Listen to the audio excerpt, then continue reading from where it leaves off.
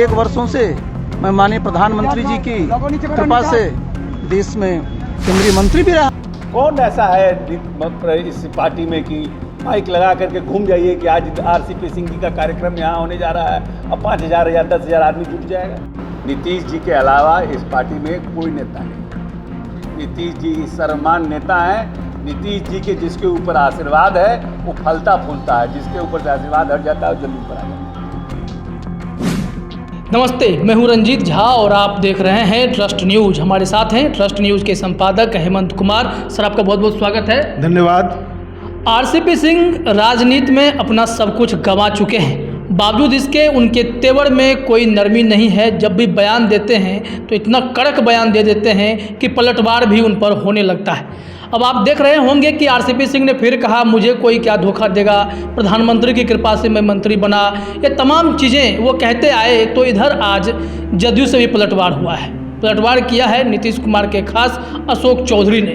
उन्होंने कह दिया कि नीतीश कुमार के कृपा से ही जदयू में सब कुछ होता है। उनका हाथ जब तक है हर कोई फलता फूलता है, जब हाथ खत्म हो जाता है, उठ जाता है, तो फिर वो आप देखते हैं कि क्या हो जाता है।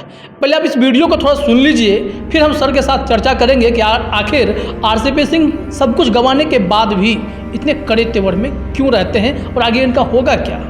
एक वर्षों से मैं माननीय प्रधानमंत्री जी की कृपा से देश में केंद्रीय मंत्री भी रहा। तो सुना आपने आरसीपी सिंह के बयानों पर किस तरह से जदयू ने पलटवार किया।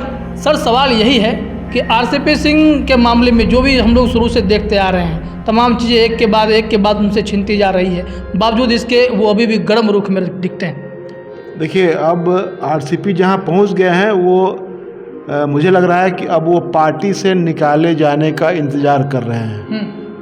उनकी कोशिश है कि वो खुद पार्टी नहीं छोड़ें बल्कि पार्टी उनको निकाल दे, ताकि वो जो एक कहावत है कि नाखून कटवा करके शहीद होने वाली बात, तो ऐसा ही कुछ वो चाह रहे हैं ताकि वो ये दिखाएं कि मैंने पार्टी नहीं छोड़ी है, पार्टी ने हमको निकाल दिया है।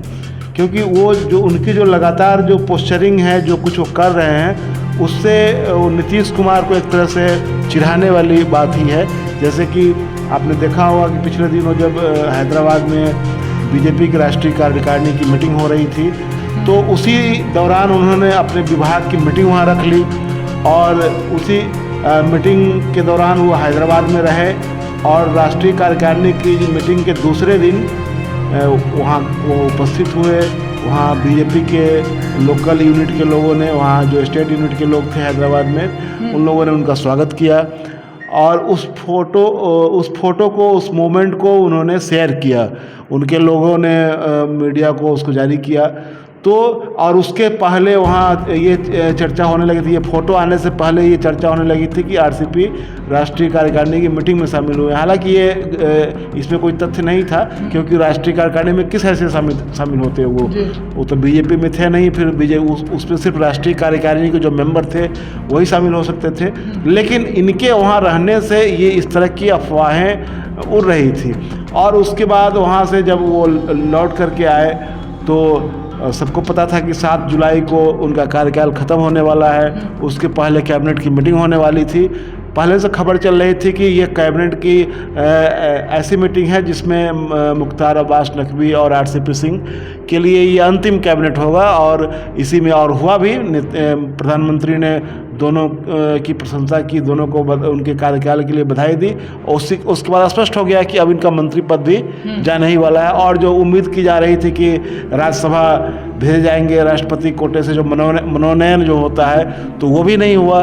उसमें भी दक्षिण भारत के 4 लोगों को भेज दिया गया है। तो तमाम उम्मीदें ख़त्म हो गई। तो उसके बाद आरसीपी वहाँ से लौट करके पटना आए हैं। और पटना आने के बाद जो उन्होंने बयान दिया, उस बयान से स्पष्ट है कि नीतीश कुमार के बारे में उन्होंने कुछ नहीं कहा। उन्होंने सारा मंत्री बनने का श्रेय उन्होंने प्रधानमंत्री को दिया कि प्रधानमंत्री जी की कृपा से मैं 3 साल तक देश का इस्पात मंत्री रहा। हालांकि 3 सालों तक वो मंत्री नहीं रहे हैं, लेकिन उन्होंने कहा कि मैं इस्पात मंत्री रहा। तो वो उस पूरे उनका जो वीडियो है आप सुनेंगे, उस वीडियो में भी वो नीतीश कुमार के बारे में कुछ कहते हुए नहीं सुने जा रहे हैं। सर, सबसे बड़ा सवाल यही है कि नीतीश कुमार के बारे में ही नहीं कहना, ये क्या मतलब किस तरह के ये बयानबाजी किस दिशा में जा रही है? वही तो मैं कह रहा हूँ कि जब इनको राज्यसभा के टिकट के लिए भटक रहे थे और यहाँ वहाँ दौड़ लगा रहे थे, उस दौरान तो ये नीतीश कुमार का गुणगान कर रहे थे और ये कहते हुए सुने जा रहे थे कि नीतीश कुमार की सहमति से ही मैं मंत्री बना केंद्र में। हालांकि ये बात झूठी थी। ये बात कई बार कई प्लेटफॉर्म पर बात आ चुकी है कि नीतीश कुमार असहमत थे, वो नहीं चाहते थे, क्योंकि जो फार्मूला केंद्र सरकार ने, मोदी सरकार ने बनाया था, उस फार्मूले को नीतीश कुमार इंडोर्स नहीं कर रहे थे, उसको स्वीकार नहीं कर रहे थे। उनका कहना था कि नहीं, एक पद हम नहीं लेंगे, हमको समानुपातिक भागीदारी चाहिए। तो इस वजह से वो मंत्री भी बने थे तो नीतीश कुमार की मर्जी के खिलाफ। हालांकि उस समय वो कहते हुए नजर आया कि नीतीश कुमार की सहमति से हम बने हैं और उनकी सहमति से सब कुछ हुआ है। अब आज एक जो महत्वपूर्ण बात है कि अशोक चौधरी का जो बयान आया है कि अशोक चौधरी ने कहा है कि 5000 भीड़ अगर माइक घुमा दिया जाए उनके नाम पर तो 5000 की भीड़ भी वो नहीं जुटा सकते हैं। उसके पहले पिछली रात एक ये अरविंद निषाद हैं जेडीयू के प्रवक्ता, उनका बयान आया था जिसमें उन्होंने कहा था कि इन्होंने पार्टी के लिए यही किया है कि पार्टी को 75 मेंबर वाली पार्टी को ये 41 पर ला करके पटक दिया है इन्होंने। तो क्योंकि 2015 से 2020 के दौरान तो पार्टी इन्हीं के जिम्मे थी, राष्ट्रीय अध्यक्ष भी यही थे आरसीपी सिंह। तो दो लोगों का, अशोक चौधरी का बयान आने के बाद और उसके पहले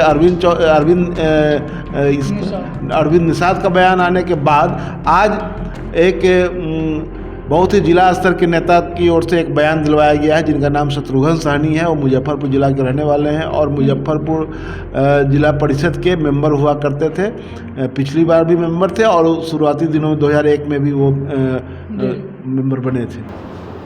कौन पार्टी में, कहाँ पार्टी में कार्यकर्ता के रूप में उन्होंने ऐसी क्या भूमिका अदा की? बोलने के लिए तो बोलते हैं लोग कि हमने परिश्रम किया है, हम भी बोल सकते हैं कि हमने बहुत परिश्रम किया इसलिए यहाँ पर पहुँचे हैं, तो बोलने की बात है। लेकिन जितना नीतीश जी की बिना कृपा के जो पद उनको मिला या जो प्रतिष्ठा उनको मिली पार्टी में, कौन ऐसा है इस पार्टी में कि माइक लगा करके घूम जाइए कि आज आरसीपी सिंह जी का कार्यक्रम यहाँ होने जा रहा है, अब 5000 या 10,000 आदमी जुट जाएगा? ऐसा है कोई नेता क्या नीतीश जी को छोड़कर इस पार्टी में? कोई आदमी ये कहे कि हमने अपने परिश्रम से किया है, हमने सब कुछ है, मेरा बाकी किसी का कोई योगदान नहीं है, ये तो हमको लगता है हास्यास्पद है ना।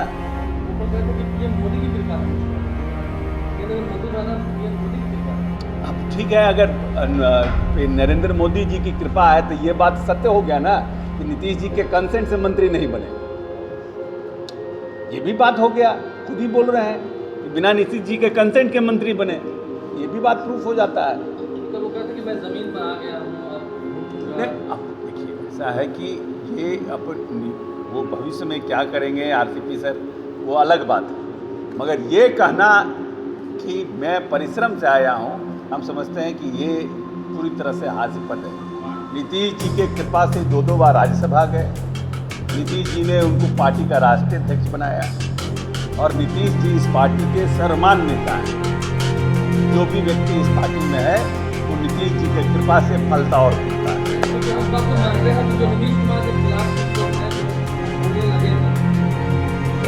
कोई नीतीश जी के खिलाफ कोई नहीं, पार्टी में नीतीश जी के खिलाफ जो लोग इस तरह की बात करते हैं वो सब पार्टी के है ही नहीं। पार्टी में उनकी भूमिका, जैसी भूमिका चाहेंगे वैसी भूमिका रहेगी, जैसी भूमिका चाहेंगे माननीय नेता और राष्ट्रीय अध्यक्ष और वो तीनों मिल करके जैसी भूमिका चाहेंगे वैसी भूमिका। नीतीश जी के अलावा इस पार्टी में कोई नेता नहीं, नीतीश जी सर्वमान्य नेता हैं। नीतीश जी के जिसके ऊपर आशीर्वाद है वो फलता फूलता है, जिसके ऊपर से आशीर्वाद हट जाता है वो जमीन पर आ जाता है।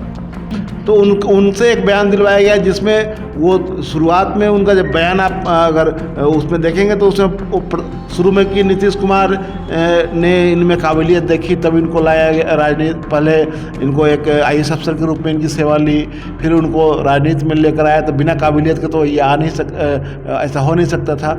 और ये जहाँ भी रहे हैं अपनी काबिलियत के बदौलत रहे हैं। उत्तर प्रदेश में ये भारतीय प्रशासनिक सेवा के अधिकारी थे, तो वहाँ ये जिलों में भी रहे और उसके बाद स्टेट लेवल पर के भी अफसर रहे। है। तो ये तमाम बातें कही गई है, लेकिन अंत में जो कंक्लूजन जो उसका है उस पूरे में, उसमें ये कहा गया है कि तब ये भी सोचने की बात है कि 2020 में किसका चेहरा सामने रख करके चुनाव लड़ा गया था, किसको जनता ने नकारा है, ये लिखा हुआ है। अब बताइए कि एक जिला स्तर के नेता से आरसीपी सिंह के पक्ष में बयान दिलवाया जा रहा है और नीतीश कुमार के बारे में कहा जा रहा है कि ये किसका चेहरा सामने रख करके चुनाव लड़ा गया था और जनता ने किसको रिजेक्ट किया, यानी कि नीतीश कुमार को रिजेक्ट किया।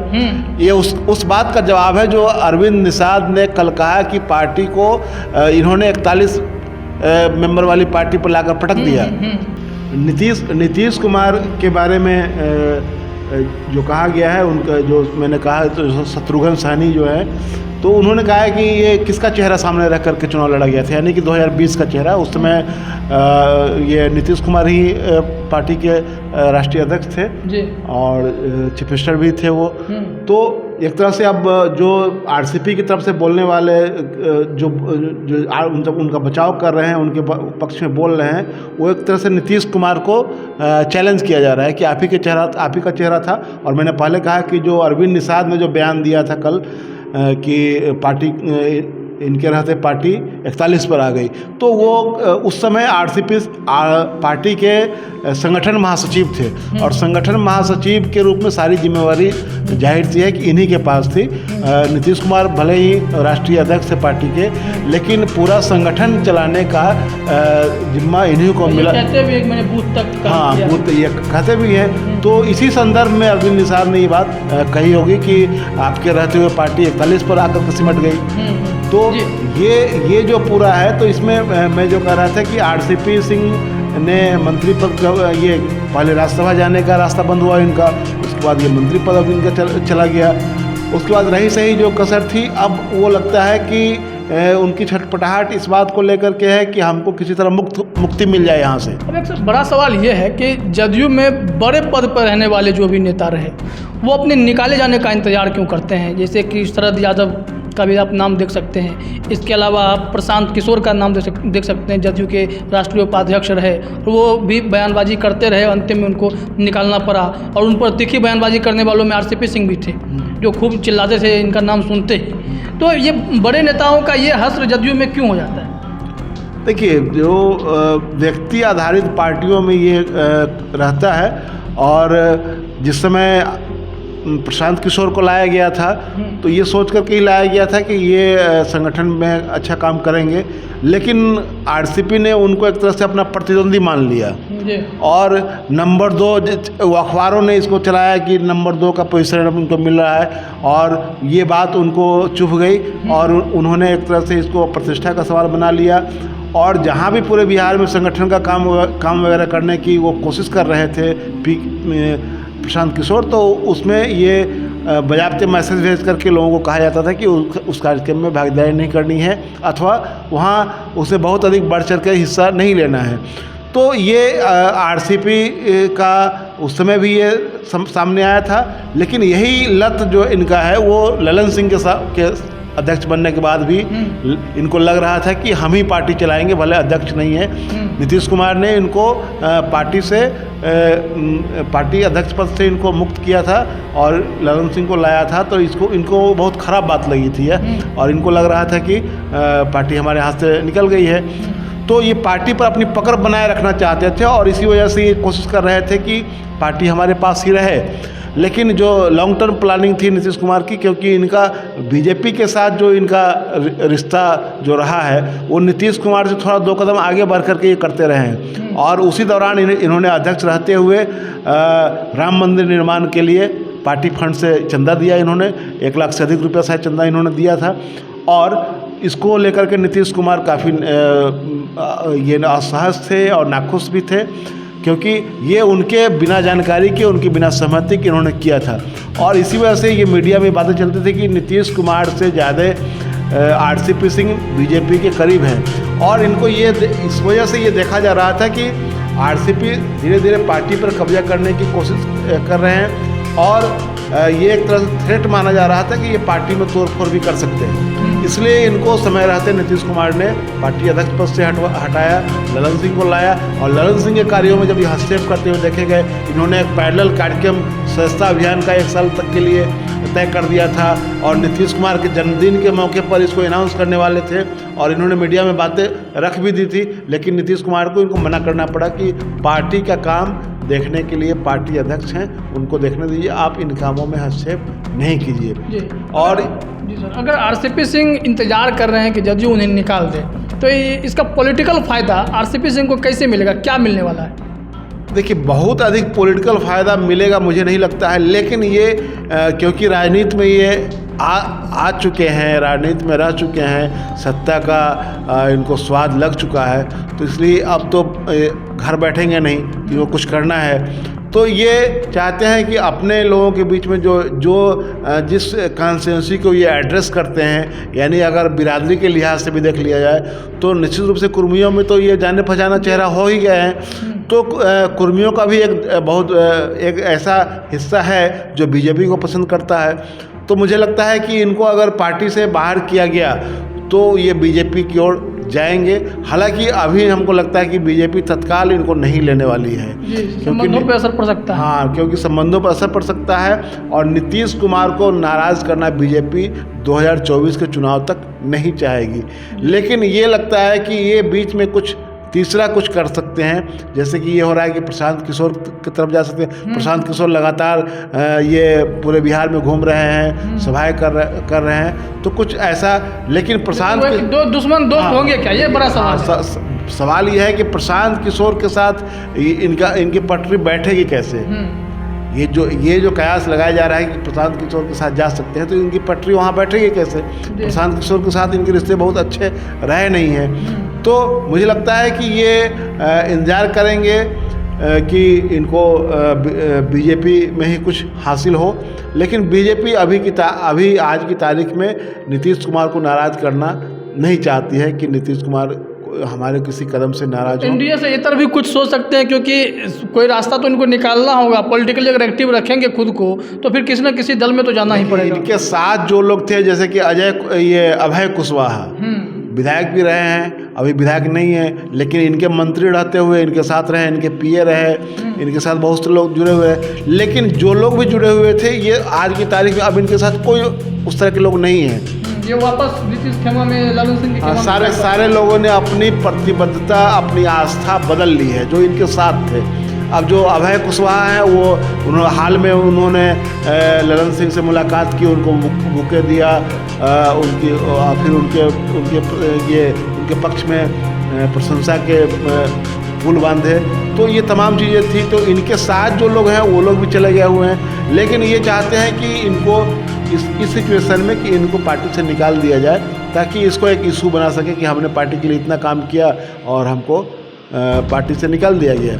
आप देखें कि जब ये बोचहा का विधानसभा उपचुनाव हो रहा था, उस दौरान भी ये अकेले घूम रहे थे। ये एनडीए के नेताओं के साथ या नीतीश कुमार के साथ नहीं घूम रहे थे। वो दौरान भी ये अपना शक्ति प्रदर्शन ही करने की कोशिश कर रहे थे। उस समय मंत्री थे तो 150-200 गाड़ी लेकर के ये इलाके में निकलते थे। तो कुल मिलाकर के ये नीतीश कुमार को इतना नाराज़ कर चुके हैं कि अब इनका जेडीयू में रहना अब बिल्कुल मुश्किल है। और जिन लोगों ने बयान दिया है, आज अशोक चौधरी का जो बयान है वह, उसके पहले बीती रात जो अरविंद निषाद का जो बयान था, वो सब एक तरह से कैलकुलेटेड है, क्राफ्टेड है, ड्राफ्टेड है। और उसी के आईने में आप देख सकते हैं कि किसी भी दिन इनके खिलाफ कार्रवाई हो सकती है। कल विजेंद्र यादव ने कल कहा भी था, जब उनसे पूछा गया था कि आरसीपी के लिए अब कोई पार्टी में क्या जगह है, तो उन्होंने कहा था कि वो तो पार्टी में हैं, लेकिन उनके लिए पार्टी में कोई भूमिका है कि नहीं ये तो राष्ट्रीय अध्यक्ष तय करेंगे। लेकिन जिस तरह से वो कुछ कह रहे हैं, वो लौट करके दिल्ली से आए और उन्होंने जिस तेवर में बात कही कि प्रधानमंत्री जी की कृपा से मैं 3 साल तक मंत्री रहा, देश का इस्पात मंत्री रहा, तो ये बात उसमें पूरे बातचीत में कोई नीतीश कुमार की चर्चा तक नहीं। पहले भी खुद को बताया कि मैं किसी का हनुमान नहीं हूँ। बिल्कुल, कि मेरा नाम रामचंद्र है, मुझे आप हनुमान नहीं कहे, इसका करेक्शन कर लीजिए आप। उन्होंने मीडिया वालों को नसीहत दी कि मैं हनुमान नहीं हूँ। तो ये तमाम बातें जो हैं ये बता रही है कि अब आरसीपी गिने चुने के दिन गिने रह गए हैं अब जेडीयू में। अब किसी भी क्षण इनको निकाला जा सकता है, ये यही इसमें लग रहा है और इसमें ज़्यादा कुछ हमको नहीं लग रहा है। अब वो निकालने के बाद कहाँ जाएंगे उसके लिए बीजेपी में भी कोई जगह नहीं है। बीजेपी इनको अब बीजेपी उसी रूप में इस्तेमाल करती है कि पता चलता है कि वहाँ जैसे हैदराबाद में कार्यकारिणी की बैठक में चले गए, हो सकता है कि बीजेपी की और कोई बैठक होगी तो चले जाएंगे ये, लेकिन इनको पार्टी में शामिल नहीं किया जाएगा। ये काम वो कर सकते हैं कि जो बीजेपी का कोई बड़ा कार्यक्रम होगा वहाँ चले जाएंगे, उस कार्यक्रम में शामिल हो जाएंगे, दिखेंगे वहाँ, लेकिन बीजेपी शामिल कर लेगी ये अभी मुझे नहीं लग रहा है। तो आरसीपी सिंह पूरी कोशिश कर रहे हैं कि किसी तरह जदयू उन्हें निकाल दे, निकाले जाने का इंतजार कर रहे हैं, तभी तो ऐसी ऐसी प्रतिक्रिया देते हैं जिससे जदयू के बड़े नेता अगर सुनते हैं तो चिढ़ से जाते हैं। उसी तरह का पलटवार भी उनको सुनने को मिल जाता है। अब उनकी नई भूमिका क्या होने वाली है, जदयू से निकाले जाने के बाद राजनीति में वह क्या नया रंग दिखाएंगे, इन तमाम चीज़ों पर हमारी नज़र बनी रहेगी। फिलहाल आप लोगों का हमसे जुड़ने के लिए बहुत बहुत धन्यवाद।